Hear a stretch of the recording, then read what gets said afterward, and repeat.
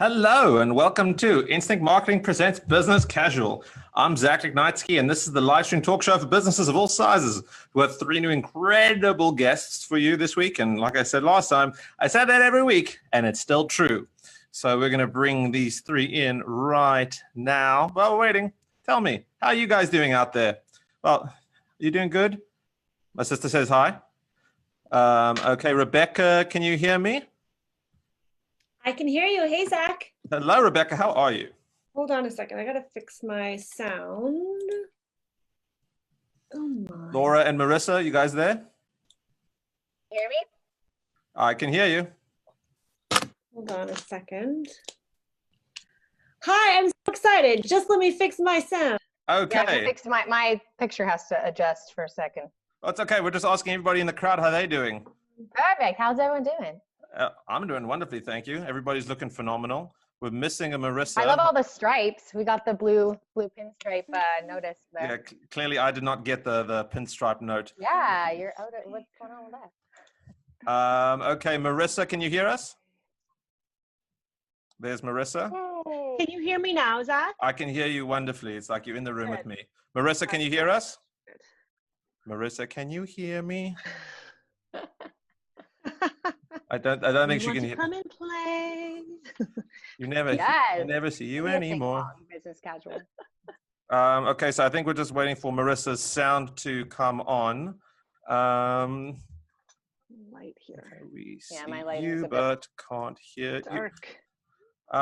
Okay, so while we're waiting for Marissa to just figure out her sound situation, I thought I'd give everybody a bit of context.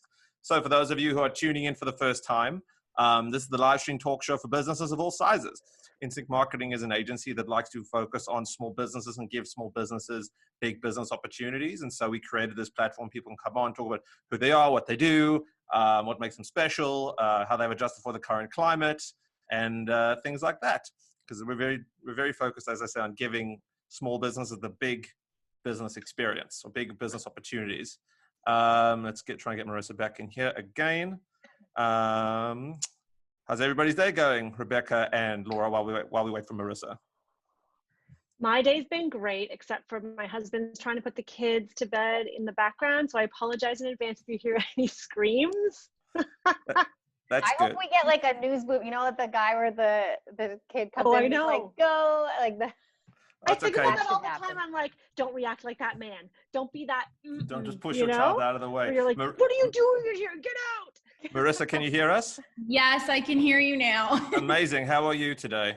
I'm well. How are you? I'm great, thank you. We were just talking about how Rebecca's children are supposed to be going to sleep, and she's just hoping it's not going to be ending up like that meme where she has to like push the kid out of the way. Okay, the Zoom call.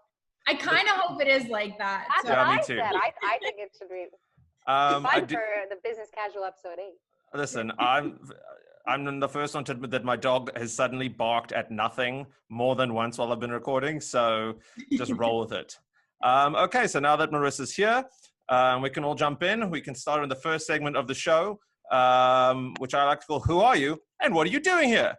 All right, so we're going to figure out who's going to go first. We're going to play a little game called Is Your Name Marissa? It is. Well, then you win. You get to go first. So I'm Marissa White. I am a real estate agent in York region. I am here because Zach so kindly invited me to be on his amazing show. I know Zach through high school. We went to the same high school. We went to chat. And yeah, I guess I'm here to talk about real estate. It's going to be grand. And by the way, for all the people out there who don't know, Chat is the high school that Chat is a high school, and Chat is where it's at. I don't care what you say about Char. Char doesn't exist anymore.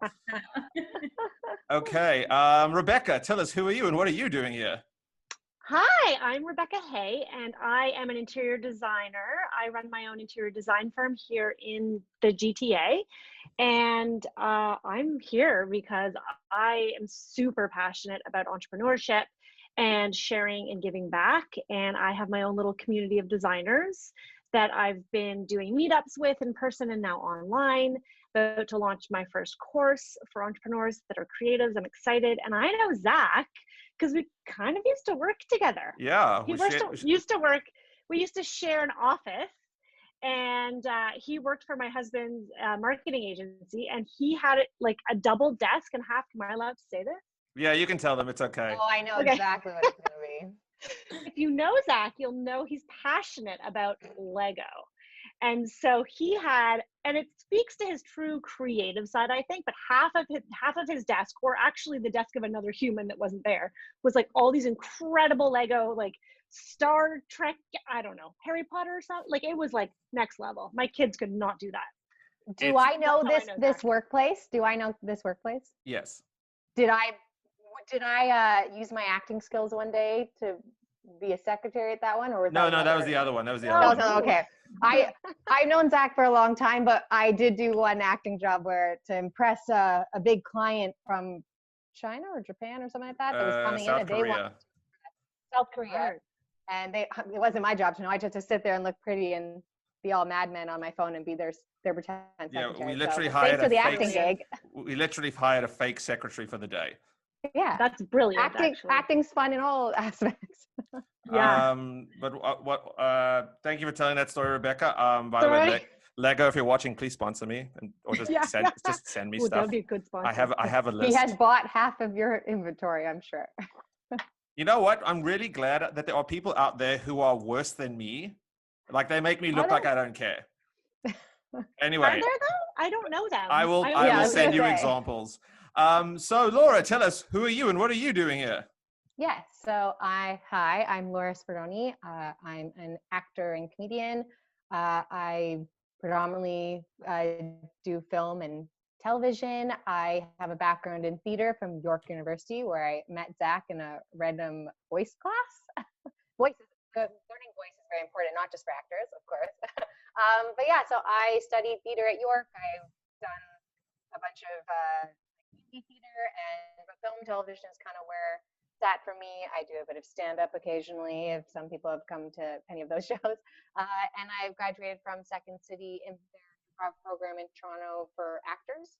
And yeah, I'm here to talk about that acting's a bit, how acting kind of is a business too, and how everything that comes along with it.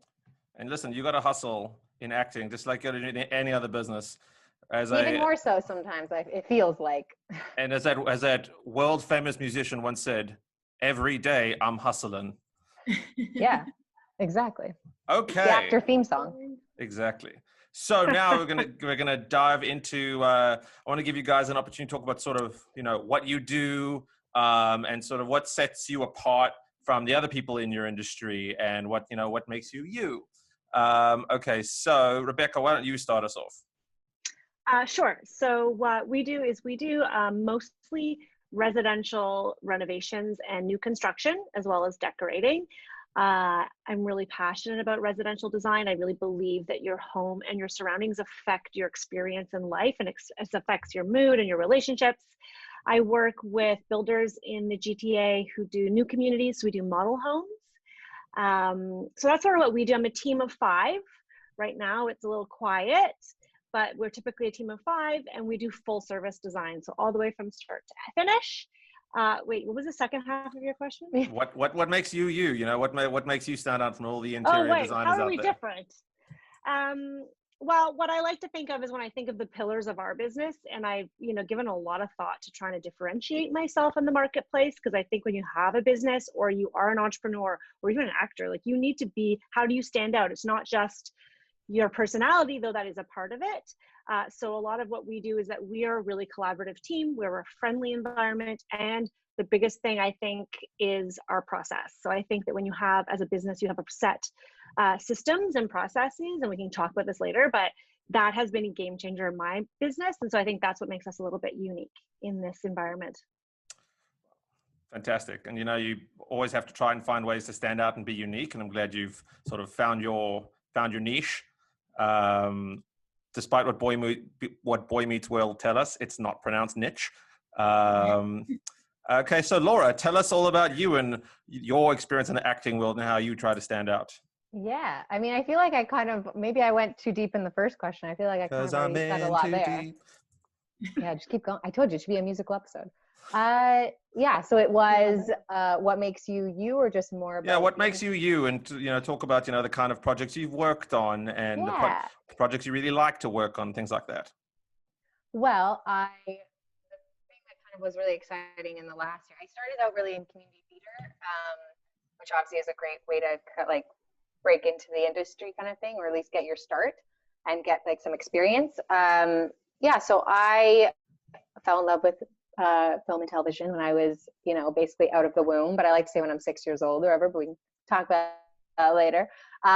Yeah, so basically I started in community theater. I know that, like, to me, theater is such a big foundation for film and television acting, for sure, I find. So I started in community theater. What did I do in life? I went to York University for theater, and I actually specialized in devised theater. So I have a lot of experience there, getting experience with directing and writing, because I also do a little bit of that as well, and producing shows. And then I did a couple of theater shows after university. And then really, when breaking into the film and television industry, I study with a lot of little acting studios in the city to kind of get my film and television, the on-camera stuff, going. And then I've kind of just stayed in so far in the indie film world, and a lot of student films and some commercials. If you've seen in the last little while, I'm one of the girls in the new Cascade commercial. If you want to see me loading a dishwasher, I do it very well. Yeah, so I've done a lot of film. I really want to break into television a lot more, obviously. I just got an amazing brand new agent in September, or not November. What is time in quarantine? We don't know.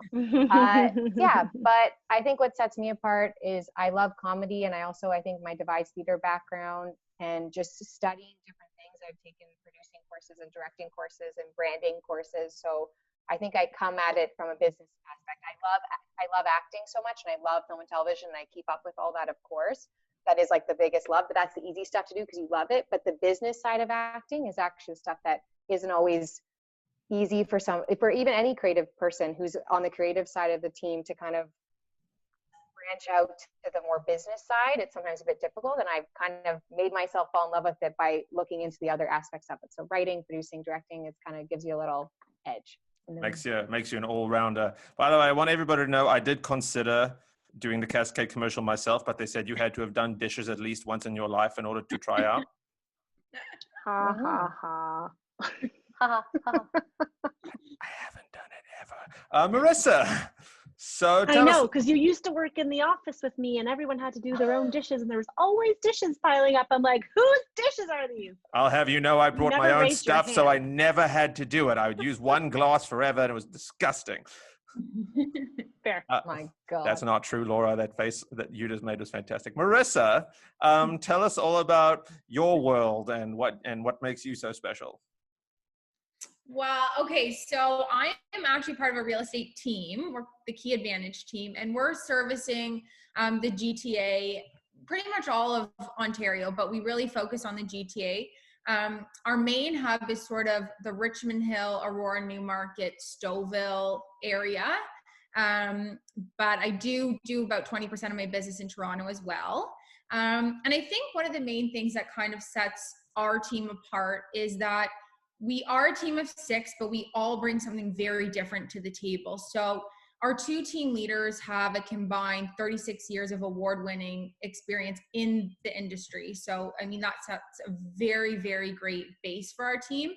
And then the rest of us kind of bring a bit of a different background. So for instance, I have a background in business development and negotiations. So I think, in a real estate transaction, that's pretty key, I would say. It is generally your biggest asset, so why not treat it like a business transaction?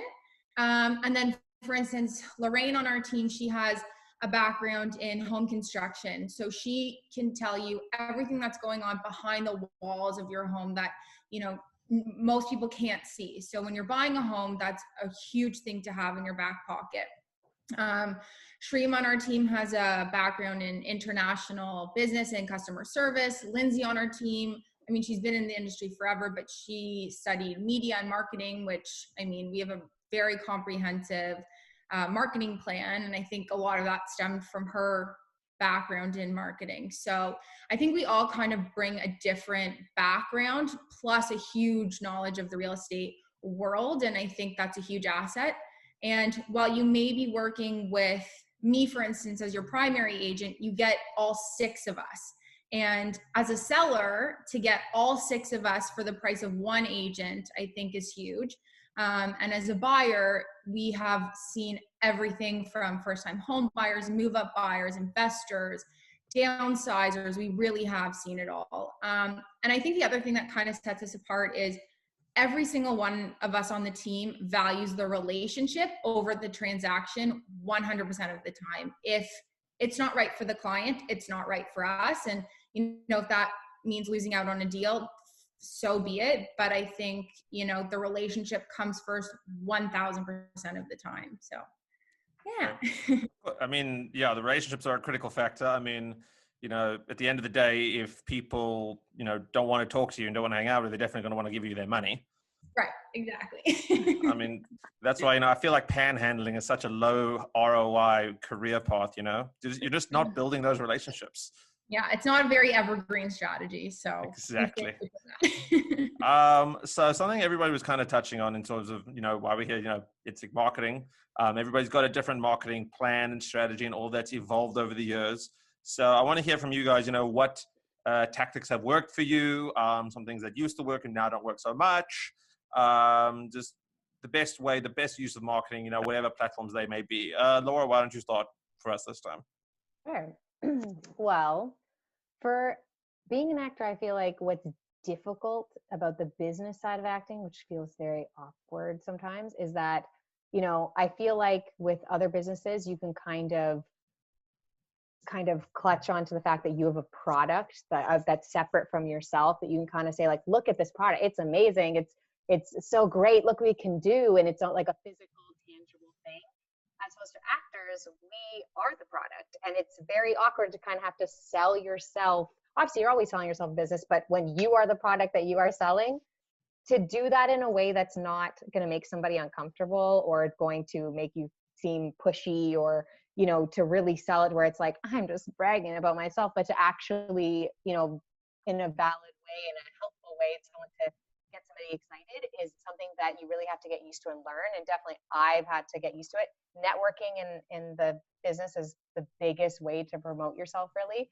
But really, you know, doing shows and I have so many friends in my community, especially the improv community, who do, you know, sketch shows all the time, and, you know, doing YouTube series or anything like that, like any kind of web series or things like that. And definitely social media plays a part in it more than it did when I was growing up and learning all of that kind of stuff. Obviously, I'm still growing up. I'm still you know, know more than some of the people that are older in the industry who are like, wait, what? Like Instagram matters now? It's supposed to work kind of like, yeah, it matters, blah, blah, blah. But what I love is that learning more about the industry more, because it keeps changing and that you have to really keep up with it. Any way that you can put yourself out there as an actor gets people's attention, and therefore you have something to talk about at these networking events, or even just I've got a lot of jobs I've got through other jobs. So as soon as you start getting in the industry, like I've got half the indie film world kind of thing. I can, even in a student film, I've gotten films from doing a student film, and those people are really up and comers that you impress them and you were kind and engaging and interesting. You know, it's nice to kind of use them as a clutch to kind of go on to the next thing. You impress people with the work that you do, kind of thing, with all the networking, if that makes sense. That makes complete sense. And I do want to touch on one thing you said, which I think is super critical. You know, when people say Instagram matters now, you know, apparently TikTok matters. I don't want to get into that, but I can just tell you that there's actually not a TikTok fan. I'm not. But if it works, it works. But whatever, you got to do whatever works. And like, this is a perception out there. I think a lot of the time, maybe I want to say 50, and I'm basing that on nothing, where people think that social media is still like a play thing, and it's not like a proper business thing. But the sooner people out there use social media in like a way that benefits their business, it's going to be such a helpful tool. And there's no one way to do it that's just going to win every time. It is a lot of trial and error. And I think everybody here has done some trial and error stuff, and things work more than others.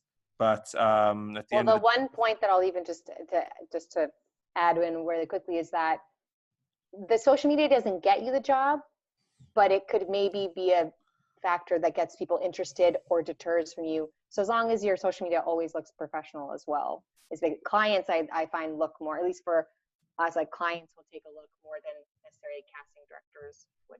Like it just depends, but yeah.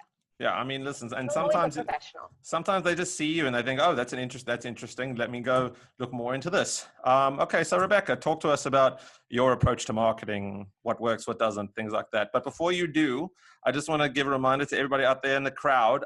Please feel free to chuck in your questions if you have any for our 3 spectacular entrepreneurs, because there will be a Q&A session later. It's not a quiz. So yeah, if you have any questions out there that you want to know what the people over here think about something or other, put it down in the chat. And yeah, so Rebecca, have at it. Actually, I think it's so interesting hearing Laura talk about being an actor, because actually my career started in acting. Oh. And I know, I forgot to mention that part. See, that's why we're both in stripes. There's a connection. There you go. Like yeah, Marissa and I just rocking the solids. It's fine. It's cool. We have to have a good composition on here, okay? Exactly. I've been planning this for months. Yeah. Nobody clashes. It's beautiful. And so acting was my passion for my entire life. I love to perform. I love communicating. I love people. That is my passion. I love musical theater. Oh my gosh, I love musical theater. Like I was like, I'm going to do triple threat. And I wasn't a good dancer. And I just never had the like cojones to like really go after it. I did end up doing acting in Vancouver. I went to school for it. I won't go through the whole story. What I will tell you, what I hated about it was that I had to sell myself. Like hearing you say that, I'm like, oh my God, yes. It makes was like auditions were like cattle calls. And I felt like I never got to like very far in it, but I felt as though my job was auditioning and it wasn't acting. And I wanted to be creative, but I loved the idea of business. So I went back to school for interior design. But what I think the joke is on me is that I'm still selling myself. I didn't get away from that. And I think that when you run your own business, even if you're selling a product, like I know Laura said, like if you sell a product, it's different. And I do believe that to an extent. I always think product service providers have it like so much easier. Like sell a product, guys, don't sell this service. But as an interior designer, people are looking at me like I am the brand and I am in people's houses. Like we go into people's houses so intimately. We know which drawers, their sock drawer, like we know all their deep, darkest secrets. We're in their bedrooms, not with them. But you know, like that's what we're doing. And so we have to make sure we can trust them. So for me, marketing, I've learned over the years is about trust. And especially even as a realtor, like there's so much of that. Sure, it's who you know and it's networking, but there's a trust factor. And if you can use marketing to build the trust, then people will give you that leeway to maybe make the mistakes or to go out and see a house that maybe they wouldn't have otherwise like wanted to see on MLS, right? For us, it's trusting our design, trusting that we can do it. You don't have to interfere. We're full service. Stay away. We don't want to shop with you. Just let us do it. We'll make it amazing. And so I actually have a podcast. I forgot to mention that too. Guys, it's late. It's 8 o'clock. It's called late. Resilient by Design, and I just launched it. It is for me. I have little kids, 5 and 3, guys. I'm like in bed by 9. But now that my brain is woken up, so on my podcast, I actually just recorded an episode about what I think are the 4 pillars of modern marketing. And I say it's word of mouth. You're 100% like on the money. It's still so important. I think people overlook it. Networking in person is always best, but obviously we can't do that right now. Like for me, I love to align with realtors. Realtors are like my best friends because they're constantly, you know, they have potential clients. I just got a great job from a realtor friend. Like networking is so important. And even ways of doing that are like write an article, like even I think in any industry to elevate yourself as, to give yourself credibility and elevate yourself is write a blog post that someone else can share. Like I write blog posts for realtors all the time. So Marissa, hey, hit me up if you want something, but you know, I was about to say, hey, value. I know this great realtor you can be best friends with. Yeah, no, I love realtors. Like Jack paired us up on purpose. Yeah. Told you, been planning this for months. Yeah. Word of mouth. I think PR is really important if you can get publicity. So getting published in the newspaper or magazines, social media. I agree with what Laura said. It's not necessarily going to get you the job, but your social media, especially if you're a creative entrepreneur, that's your portfolio of work. It also showcases your personality and builds the trust factor. And then the last thing is email marketing. I've had a lot of success with building my email list. That's like a whole topic for like another night, but it's really important to be able to get into people's inbox. I'm sure real estate agents are using this and they've been doing this for years. It's still relatively new to me, but it's really been a very helpful tool for marketing. Okay, fantastic. You actually had a really good point. I'm going to bring that up next. But first, I want to get Marissa in on this one. Isn't it weird how I coordinate everybody? You know, interior designers, real estate agents, and the one's been an actor before. We've got an actor now. And I didn't actually, when I was scheduling this, I actually had no plan. I mean, yeah, but great plan. Don't tell Phenomenal anyone. plan. Phenomenal plan. So yeah, Marissa, tell us all about your marketing platform experiences. Yeah, well, unlike Rebecca and Laura, I am not an actress, but like Rebecca, I am in the bedroom with my clients quite a bit. It is very intimate. I can agree with you on that. But I think one of the biggest things that when I started in 2015, and social media was a thing, but it wasn't, you know, the kind of platform it is today for marketing yourself. So I think that's definitely changed along the way for me. I think one of the ways I try to use social media differently now is content marketing. So providing as much information, not being so salesy, but providing more information and kind of trying to become the trusted expert in the area. To Rebecca's point, just to build that trust, I think that's huge. But another way that our marketing happens kind of organically is our team is kind of everywhere. And what I mean by that is we're so involved in the community. And that's just a value that all of us on the team, it's just something we really value, is getting involved and giving back to the community that's really given so much to us. So I mean, it can start from someone driving around to seeing, you know, our for sale signs. We carry quite a few listings in the areas that we trade in. So you're driving around, you see our signs. Then you come home and we put ads in the newspaper. So you come home and then you see our branding and marketing in the newspaper you're reading. And then you show up to the local street fair and we're there. And then you show up to the local golf tournament and we're hosting the putting contest. And then we're raising money for a local charity. And then we're all over, you know, social media. So I just think organically we've tried to be everywhere, and it's really increased the sort of brand presence in the communities that we trade in. So I think that being involved in the community has also changed since I started in 2015. And I think it's a good organic way to kind of market yourself. But I think definitely the building trust thing is first and foremost in this industry, because being too salesy, I don't know. I don't like being too salesy, but if I can provide you information, you know, you like what I'm providing you, you trust me in this area, then great, let's work together.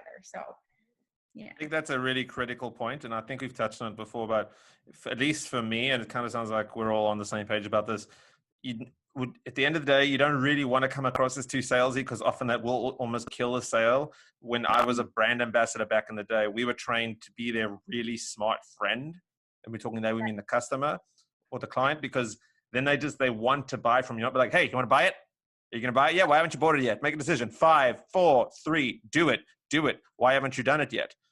I also think another point to that is, for me, I'm like really so passionate about real estate in general. I think, you know, home ownership, investing in real estate, like I'm just so passionate in that side of things that when I have new market information to share with people, I'm like, I want to share it with everyone. And I really want to be their best friend, talking to them about it and, you know, letting them know what's going to happen in the market in 3 months, 6 months, you know, what the difference was between last month and this month, and detached. Like, I just am so obsessed with it that I want to shout it from the rooftops. And I think, you know, that allows me not to have to be salesy, because I just want to talk about it all the time.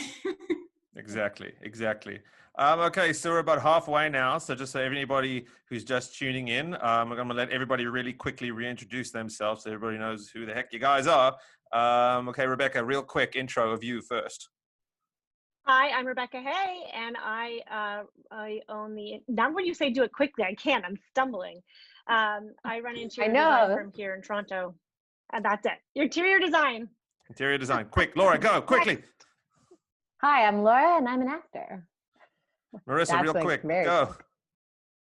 Marissa White, real estate agent servicing the GTA and Ontario.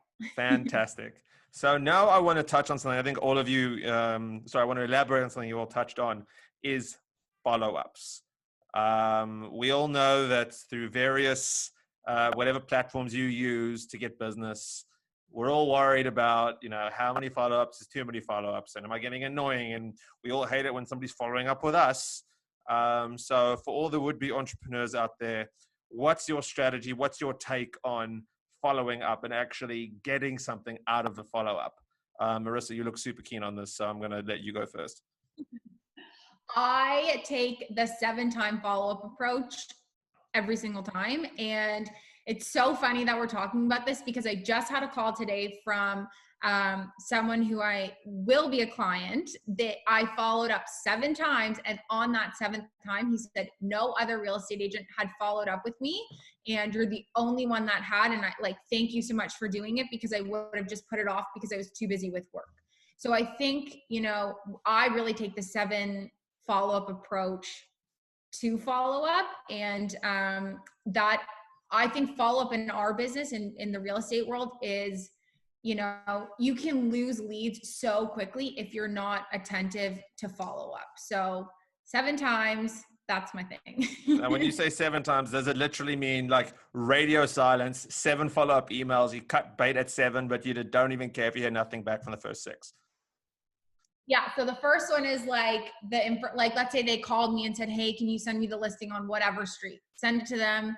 And, I don't hear back from them. Then I say, hey, just following up to see if you got my email above. And then I'll call them and leave a voicemail.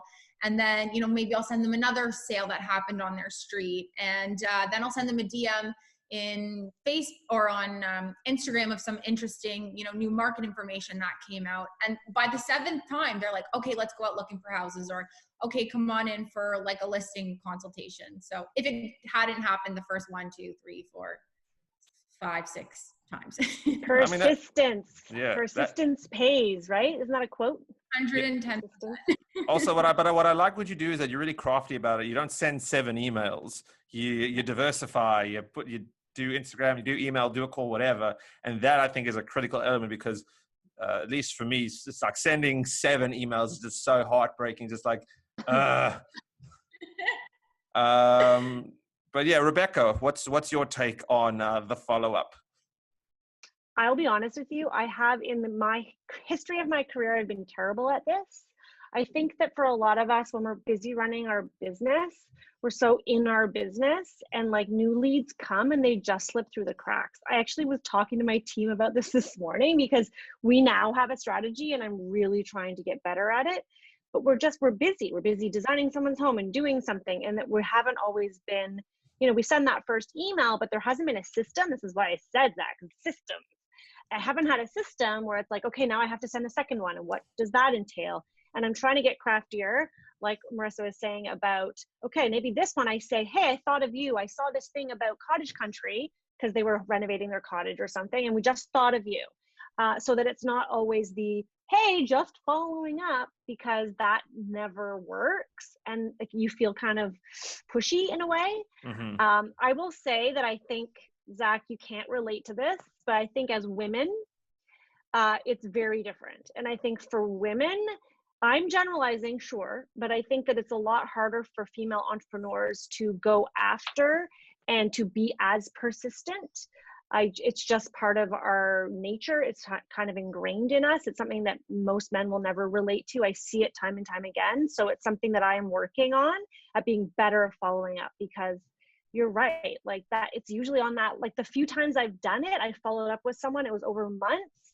And they said to me, wow, we're so impressed that you still were thinking of us after whatever 7 months, because they ghosted me a few times. They were building a new house. And you know what? In the end, they didn't hire me, but the response was so positive that it was a good reminder that you're right. You have to be persistent and follow up, because that's usually when you get the sale. Or if you're selling a product or a course, it's usually in the 11th hour of the sale when people actually buy. There's all these statistics. I don't know the statistics, but they exist. So you're right. You have to follow up. That's all I have to say is I agree with you. I'm working on it. Listen, I'll also admit I'm not always the best at following up, because I just, it gets to the point like I kind of feel icky. I'm like, I don't want it. But then You're you do so it. good at it, Zach. I was saying to my husband today, I'm like, Zach is so on this thing. He sent me a message and you followed up and you're like, you're on it. You don't See, give yourself enough it's so credit. funny because like with this stuff, to me, this doesn't feel like a following up. To me, if it's like trying to generate a sale, then I feel funnier about it. But it's true. Maybe if I just shifted my paradigm and just treated, because like honestly, there's a secret for everybody. To me, this show doesn't feel like work. It takes so much time and so much effort, but I enjoy it. And a lot of like my past experiences have helped make this easier, but it genuinely doesn't feel like work to me. I mean, I can tell you, I used to manage brand ambassadors across Canada who would drop in and out of shifts all the time. And then I just have to like pick someone up because we weren't allowed to miss the shift. So like with this, today I got an email, like somebody's like, oh, I can't do the day I'm supposed to do. So I was already like, okay, you know what? I've got this guy on call to do any day. I'm going to put you in his old slot, boom, done. But enough about me, but thank you for the compliment, Rebecca. I appreciate it. And you've just shifted my paradigm. Laura, talk to us about the acting follow-up, because that must be so fun for you. Well, it's funny what Rebecca was saying about it's true. I noticed as a woman just in the industry, even in other jobs, obviously, like as an actor, I've done a million side jobs. I'm sure a lot of actors have as well. Also have been a brand ambassador of Zach as well. And he is a great boss and does follow up very well. But I did notice that men had so much more, they were just more fearless and almost like I saw it before as like, oh, that's too cocky. I'm going to come off as too arrogant or too this or too that. And I was just like, I don't know if I want to do that. And it's funny that I feel like over the last few years, I've had more success. I switched my thinking and definitely don't see it as cocky and arrogant. It's no, I'm assertive and I believe in myself, the product that I have, I believe in it. So the confidence in doing the follow-ups, I definitely was somebody who was scared of doing follow-ups before with agents or with casting when I was representing myself before, or just having even follow-ups in networking with people. Because a lot of, we were talking about even before, just like collaborating is really good networking as well. Laura, come closer to the mic. Oh, my mic is down here. Does it still work? Yes, it works. Just speak more closely into it. Gotcha. Do you want me to try it without it and we'll do No, it? No, you're good. You're good. Keep going. Okay, I'll just hold it. Don't rock the boat. Please don't rock the boat. Okay. Yeah. So for following up in acting, what's very frustrating is it depends on the person. But I think that as an actor, as a business, you have to research casting directors, going to their seminars or obviously if they seem legit, there's some that you have to make sure that it's a legitimate cast director. You have to research. You have to know who's the casting directors in your city and who's like the agents that you really like. You can go on the actor website. There's so much out there that has a lot of different databases that tell you who's legitimate, and you have to look to see. Usually people drop hints of what they like. I know that there's some agents and casting directors who are like, yeah, I'm available. Like, come and you can email me anytime. And there's others that I've gone in and I've been looked at like, what the hell are you doing here? Please leave. I don't want to see people. Like, you have to really adapt. And so I have a job, like I have a whole folder of just information on casting directors and researching that kind of stuff. During the quarantine, it's actually been awesome because so many of them are doing all these webinars and lives talking about it. And they're all drastically different in terms of their views on following up. Some of them are like, do it only to your agent. I don't want to hear from you. Some don't mind if you have a good relationship with the casting director. Some agents also have talked about that, about just you catch them at a particular time. So for acting, you definitely have to spread them out a little bit. I like to ask my other actor friends and other people in the industry, hey, I've submitted to this person or to this agency, like, do you know, like, when do they answer emails, or when? You really have to just do your research, just like any business would have to research a client. As an actor, you have to do that as well. But I do, especially in the up and comers, when you're doing, you don't want to be annoying, as everyone always said. You don't want to be annoying, but if you're being respectful, it's great. And the last thing I'll say about it is the best thing with, networking and agents for following up is bring something new every time you follow up. Don't just keep saying, hey, so I sent you this submission a week ago. Did you look at it? Like, no, but maybe if you're always hustling, there's always should be something up like, hey, I have there's a short film that I star in that's in a festival right now. Like, if you want to view it, here's some tickets. Or just to kind of say, oh, hey, I booked this commercial. Hope you can check it out on this, or book this role, whatever it is. Hey, I'm doing a podcast, like just showing it in to kind of get them to know. You always bring something, a little tidbit that's an extra thing to kind of give them a reason to be like, oh, this person's hustling. They're exciting. They're engaging. Let's check them out. I think that's a really excellent point. Bring something new, because at least for me, then I feel it's less than like an annoying follow-up. Then it's more like, oh, let me show you this new thing. So we are now going to move on to the comment section. Before we get to the questions themselves, before the questions themselves, I need to read you a comment from a great supporter of your Laura. Her name is Sasha, and I'm reading this verbatim, and it's in all caps. Laura, stop wiggling. Hold the mic. What's even more sad is literally my boyfriend and who I live with has a professional mic that I didn't want him to set up, because I'm like, oh no, I just want to move freely. Should have. I'm like a bird. No, next time use Nick's mic. Literally have an audio engineer, producer, boyfriend, and did not use him at all. Sorry. Sasha has now followed up to tell you she loves you. Anyway, now to the actual comments and questions. Before I start reading, I just want to say to everybody out there, if you could please share the video. That is super helpful. Helps when people see it, helps us out, and I will give a shout out to whoever shares the video. Okay, so the first question is for Marissa from Nikki Millman. Nikki wants to know, is it a good time to get into the market, and what do you think COVID has done to the market? Great question. I think depends on what kind of buyer you are. If you are a first-time home buyer, it's in the next 3 months, it's going to be a fabulous time to get into the market. Interest rates are low. And sort of answering the second part of the question, what COVID has done to the market,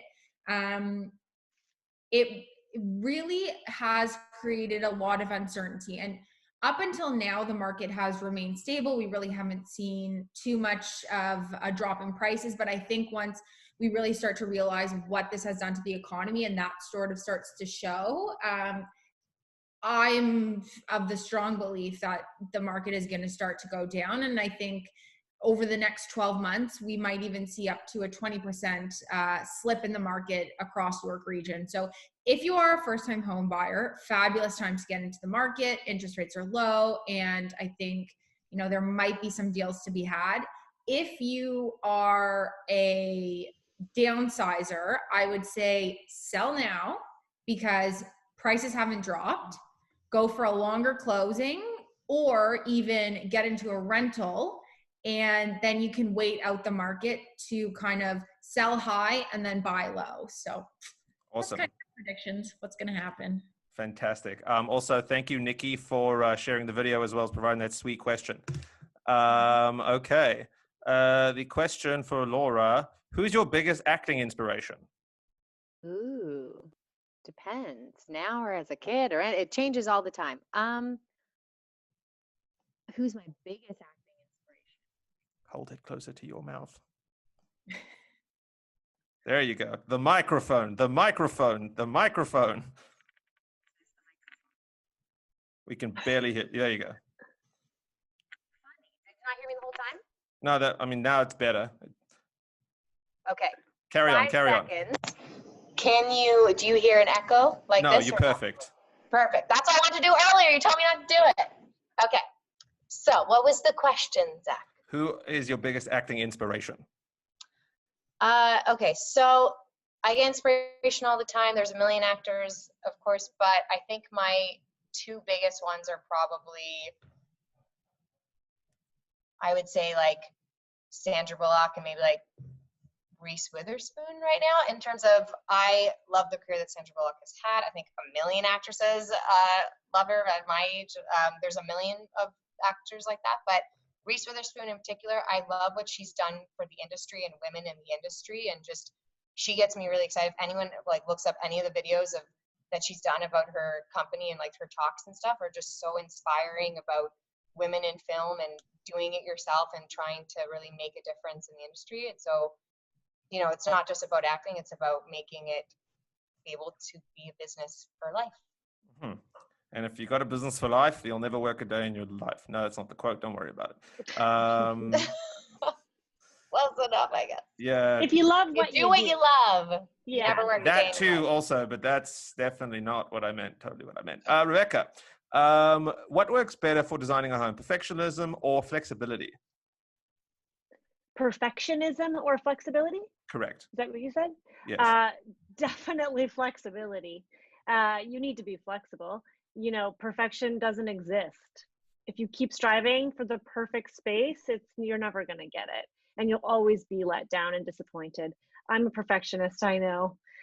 So you just have to be flexible and understand that design is about sometimes just happy surprises happening. And sometimes you have to be flexible because a new idea will come to you that you hadn't planned on, and it's even better than the first. So you need to be open-minded, especially if you're doing a big renovation or a big new construction project. Definitely be flexible. You know, it's funny. That's very much an acting thing that I'm aware of. And Laura, you can attest to this, how in improv, often you come in with this great idea, and then, you know, someone else has an idea that's like, and the thing's just totally gone the other way. And you have to, you know, what they call killing your darling, giving up your great idea because something even better came along. Even just to say yes and with the other person as well. Yeah. No, but I'm talking about like in your head, right? You know, you're like, oh, but I want to do my thing. And that's not how that works. You have to give it up because something else better came along. Mm-hmm. Okay, so Marissa, one more for you, and then I'm going to move on to the next topic. So there's a comment here out in the crowd, which I don't know what you think about. Sharky J. Lou has said it takes the housing market 24 months to bottom out. How do you feel about that? I think in this time of COVID-19, there are so many unknowns that if we're talking about this, like I wish I had a crystal ball. My strong belief is I think over the next 3 months, we're going to see significant price drops. And then over the next 12 months, we'll really see it hit kind of that 20% drop mark. But going forward in this market, we really don't know what's going to happen. So to answer that in this market, Sharky J, I don't know, but that's kind of my prediction for this market. Well, hot topic. Topic. It's funny you say, because that transitions perfectly into my next topic. That's my real way to it. Hello and welcome to Business Casual. Now we're going to talk about COVID. So obviously the COVID situation has affected all of us in more than one way. So I thought I want to get some insights from you guys, you know, how it's affected you, what you've been doing to combat that, you know, plans for the future, things of that nature. Laura, why don't you start us off? Yeah, of course. Also, I love how just watching, I don't know if it's stupidly or in a smart way, I have the live open to see the comments. Maybe I shouldn't have, I'm just laughing. Spoilers. Okay, so I'm focused on you, Zach. For COVID, it obviously put everything on hold. For us at the beginning, they were they were just bringing in people at different times, trying to be safe. Obviously, like, you know, your L stations, hand sanitizing stations, trying to social distance with it. But obviously, as soon as the lockdown started, everything is on hold right now, including all like productions and stuff. There are a few things in terms of, you know, auditions. I've maybe had like a few, obviously self-tapes is now like our world for, we don't know for how long, but I'm assuming it'll probably be for a while now. We're definitely self-taping is going to be the thing since we can't be in the room, although it is very important to be in the room for a lot of different types of casting. So a lot of the casting people that I've heard from, they've all kind of really hope that it doesn't last too long. But yeah, like I've had a few great self-tape things and have sent them in, but a lot of them are all pending because, you know, they're like, oh, maybe we're filming in May, maybe we're filming in June, but we just don't know yet. The great thing about COVID, which not about COVID, but about this lockdown that I mentioned before, is that people have more time on their hands. So all these people that you normally don't have access to and can't hear from are doing all these technology is amazing and doing all these lives and webinars. eBoss Canada is doing amazing things. Stephen Mann from Man Casting is doing all these amazing things like the Isolation Film Festival, Monologue Slam Online, which I love to participate in. They're doing amazing challenges, and there are a lot of casting people and different people in the industry are creating such opportunity for people to get information, to work on their craft, to network, and it's just been really amazing. I actually, to be honest, I was watching one before this and I was like, it's such a good information. I hope I have time to get on this one.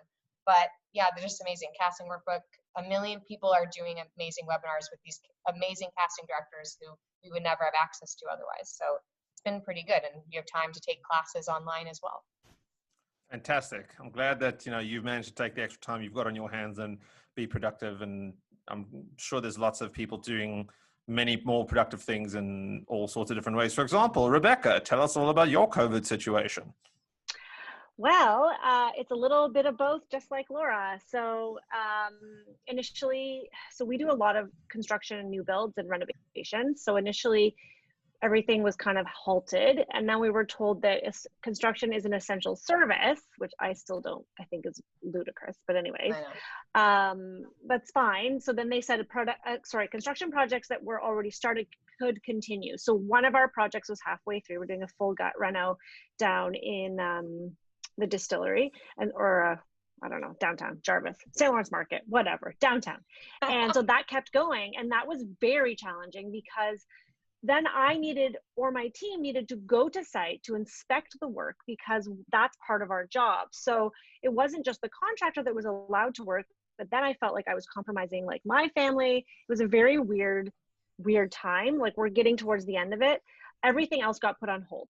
So what I had to do as a business owner is I had to lay a couple people off. And then I applied for the wage subsidy for another employee and myself, and I applied for the loan.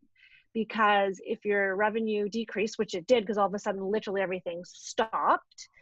So I took advantage of those programs. They were super beneficial and really helpful. And then I had all this time on my hands. So I'm like, I'm going to pursue my side hustle, which is like a major passion of mine, which is helping creative entrepreneurs. It started as designer meetups before, which was in person. We would get together, talk business.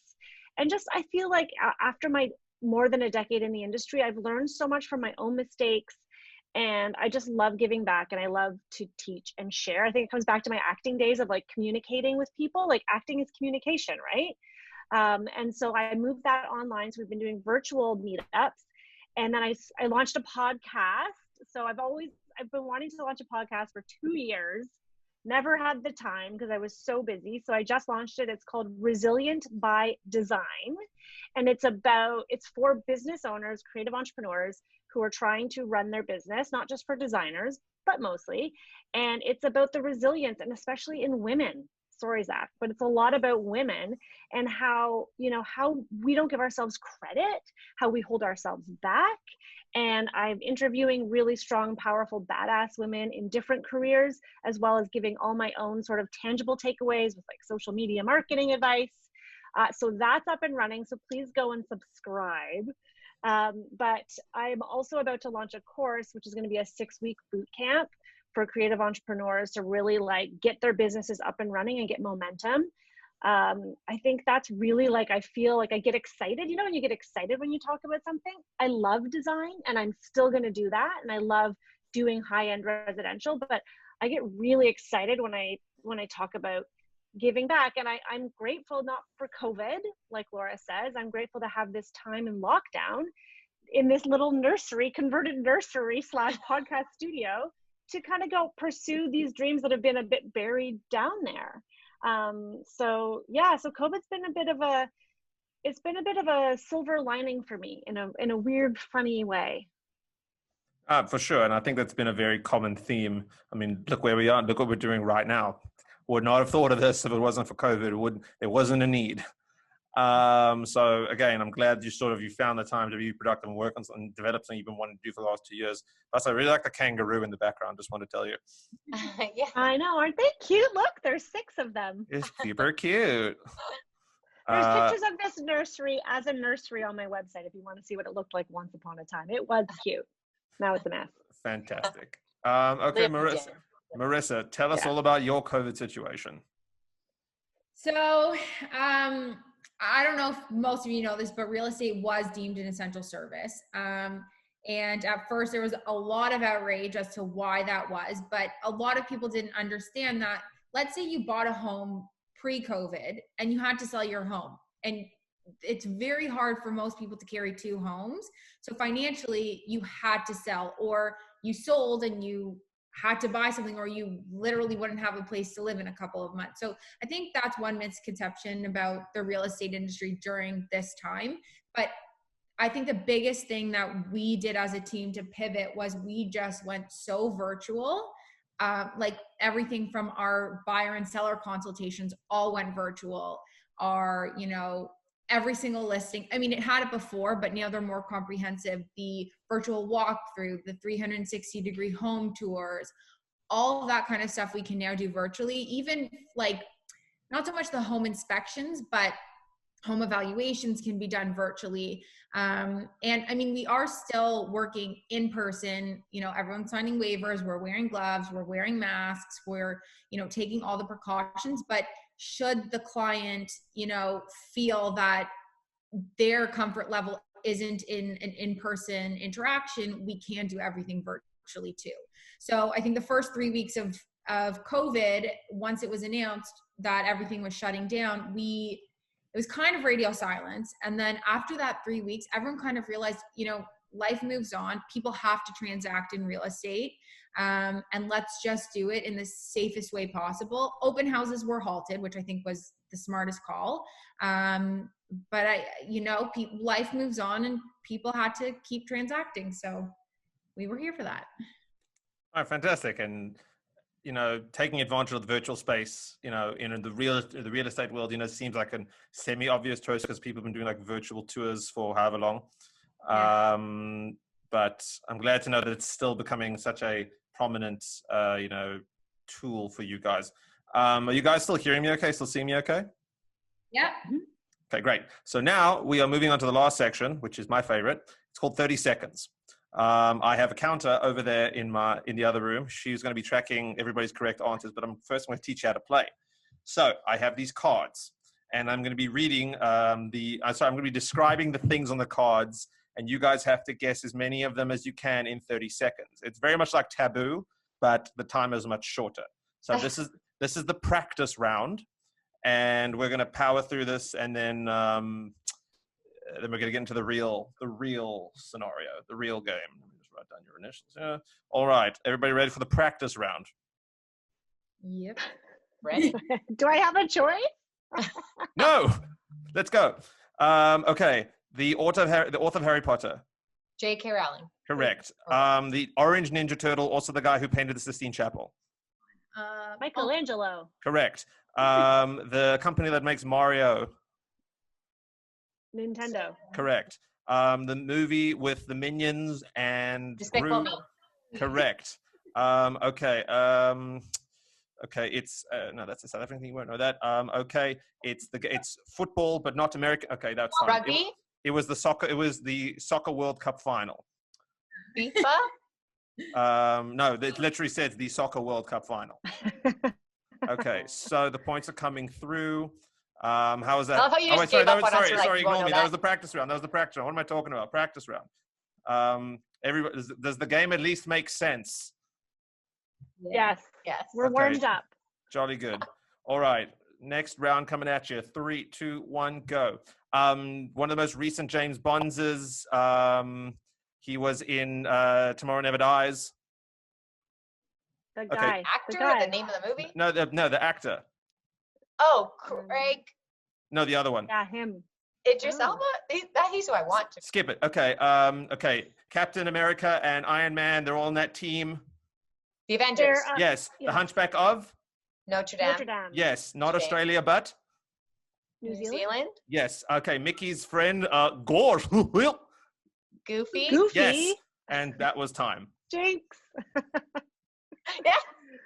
I've never done anything like that. Thanks, Zach. That was fun. You're welcome. That's only round 1. We have 2 more of those. I'm super competitive, so I'm like, what's the specific? Okay, we're just waiting for the points to come through to see who scored what. Okay, Marissa got none, Laura got 3, and Rebecca got 1. Technically, Marissa got.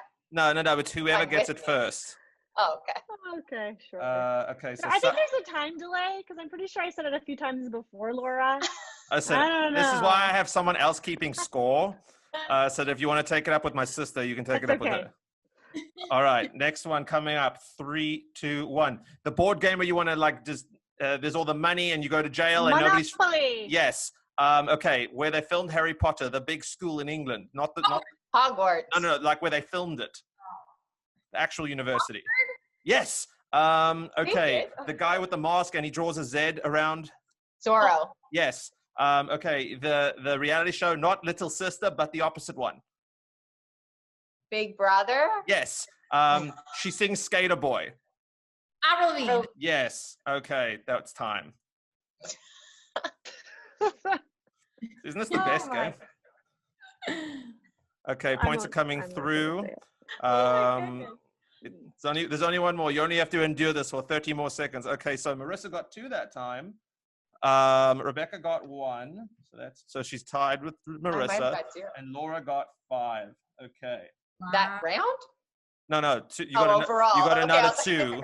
You got another 2. Okay, so but here's the thing: the final round. But the points are worth double, so meaning the first 2 rounds didn't matter at all. Ooh, clever. Exactly. All right. 3, 2, 1. She played Tomb Raider. She used to be married to Brad Pitt. Laura Croft. Angelina Jolie. Yes. Okay. It's a German car. 3 letters. Volkswagen. No, it's like the brand is 3 letters. BMW. Yes. Okay. They are witnesses. Like they knock on the door. They are someone's witnesses. Jehovah Witness. Yes. The Michael Jackson. I'm looking at the Man in the Mirror. Yes. In New York, the big shape that people hang out. It's Times Square. I was going for Times Square. The big shape that people It's a hang square. out. It's a square. Question. Yes. You know, Times Square is not actually a square. I'm just Yeah, describing don't it worry about enough. And also, I have 30 seconds to describe it. All right, let's see how we did here. All right, so Marissa, alas, got none that round. Laura got 2, which translates to 4. But Rebecca also got 2. So, Laura, you are the winner by a landslide. A lot of them were about movies, so I thank you. Well, you're welcome. Okay, so that's the show. What does she win? She wins a prize. A surprise. Respect. Yes, the respect of your peers. Anyway, so just want to give everybody a chance to say thank you for coming out. Thank you for watching. Thank you for sharing. Thank you to Marta for sharing. Thank you to my entire family for sharing. Thank you to all of our guests for being here. I'm going to give you guys one last chance to say goodbye and tell everybody where to find you. Thank you, by the way, to Melissa also for sharing it. Okay, so Marissa, give us your shout out. How do we find you? How do we connect with you? All that good stuff. Okay, you can find me at Marissa White Homes. My team is Key Advantage Everywhere. And yeah, that's pretty much, or I'm Marissa White on Facebook. So fantastic. Laura, how do we find you? How do we connect with you? Well, I wish my last name was, I didn't do S and did my full last name because it's a complicated name, but I'm at Laura Sbordone, Sbordone, at Laura Sbordone on Instagram. I usually do most of my networking interactions up there. I also have a podcast coming out that I'll be announcing on that Instagram. So you can also follow that when it comes out. I'll be advertising it on that Instagram. So thanks. Fantastic. And Rebecca, how do we find you? Tell us all about your connectivity. Okay, you can connect with me in 2 ways. My interior design firm is RebeccaHayDesigns.com or Rebecca Hay Designs on Instagram. I am on Facebook, but I'm mostly on Instagram. And then me and my business endeavors on Instagram is Ms. MS Rebecca Hay or RebeccaHay.com. Fantastic. Okay, and thank you, Zach. Thank you very much Zach. for having me. You're very welcome. Very welcome. I want to say thank you again for all of our guests being here. Thank you to everybody out there for watching and sharing. If I've got to say your name specifically, I apologize. I'm going through here. I think I covered everybody. But thank you for everybody for coming on the show and telling your story. I'm Zach Ignatsky. This is Instinct Marketing presents Business Casual. If you want help with marketing your business, or you want to be on the show, give us a shout. On Instagram is just at Instinct Marketing. On Facebook is Instinct Marketing. Instinct Marketing Agency. Or you can check us out at instinctmarketing.com. Laura's actually in some of our pictures on the website. So have yourselves a grand old time. We'll see you next week. And have a good old time. I'll talk to you guys later. Bye, guys. Thanks. Bye. Thank you. Thank you.